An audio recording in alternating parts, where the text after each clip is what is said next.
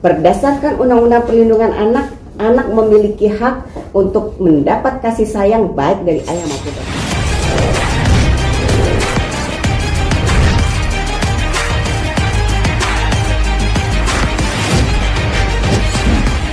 Jadi saya sampaikan di sini bahwa betul Paula merupakan klien kami ya yang sudah datang ke kantor kami itu per April ya.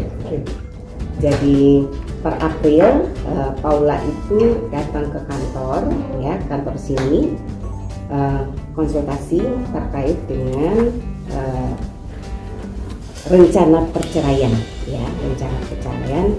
antara Paula dan Baim sebagai suami.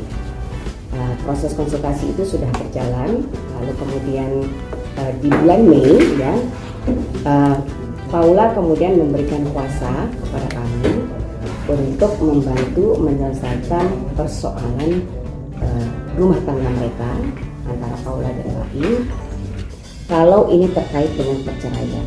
Karena yang namanya perceraian itu adalah masalah privat setiap pasangan suami istri ya. Saya tidak dalam kapasitas menyampaikan itu, tapi yang pasti ada persoalan. Kalau tidak ada persoalan tidak mungkin bercerai gitu. Entah itu dari pihak istri, entah itu pihak suami, entah itu dari dua-duanya, pasti selalu ada persoalan. Kalau soal anak sebenarnya dari awal ya, ini bukan hanya untuk Baim dan Paula ya, tapi untuk semua pasangan suami istri yang ada di Indonesia ya. Kalau ingin bercerai, ada anak masih di bawah umur, saya sarankan untuk tidak huru-hara memperebutkan hak asuh anak. Sebab yang namanya ayah, yang namanya ibu, pasti dua-duanya menyayangi anak-anaknya. Dan yang satu lagi yang saya selalu ingatkan kepada klien selama ini, termasuk kepada Paula dan kepada Baim ya, kalau kita bicara anak, kita tidak bicara hak orang tua. Kalau kita bicara anak, kita bicara hak anak. Orang tua itu punya kewajiban terhadap anak. Anak punya hak yang dilindungi oleh undang-undang.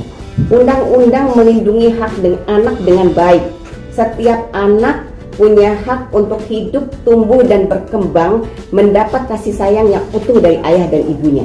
Jadi tidak boleh sekalipun ya, baik pihak maupun suami maupun pihak istri kemudian merasa paling berkompeten untuk mengasuh anak, apalagi ini anak di bawah umur. Jadi secara hukum yang kita harus pikirkan, yang harus kita pahami adalah berdasarkan Undang-Undang Perlindungan Anak, anak memiliki hak untuk mendapat kasih sayang baik dari ayah maupun dari ibunya. Gitu. Jadi nggak boleh diperdebatkan sebenarnya kalau soal anak ya. Kecuali ya salah satu pihak memang secara hukum gugur haknya untuk mengasuh anak. Gitu.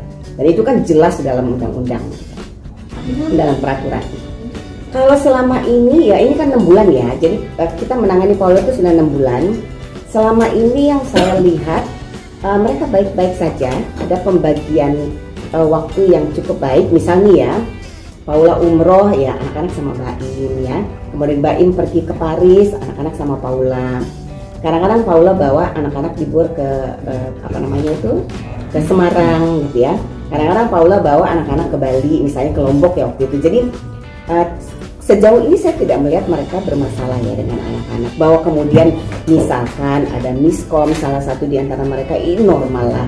Nggak mau bercerai aja kadang-kadang kita suka berantem kan dengan suami istri, itu wajar gitu. Apalagi memang prosesnya sedang dalam proses untuk bercerai. Kalau yang disampaikan ke kita enggak. Tapi saya tidak mau masuk ke situ ya, karena itu sudah ranahnya nanti para lawyer ya, para advokat nanti di persidangan. Jadi mereka yang akan mempertahankan dalilnya masing-masing ya kan. Kalau satu mendalilkan dia harus membuktikan, kalau satu membantah dia juga harus membuktikan gitu. Jadi itu nanti di persidangan. Jadi itu lahiran baru kan? Tidak tahu karena Paula juga waktu saya tanya juga dia tidak menyampaikan.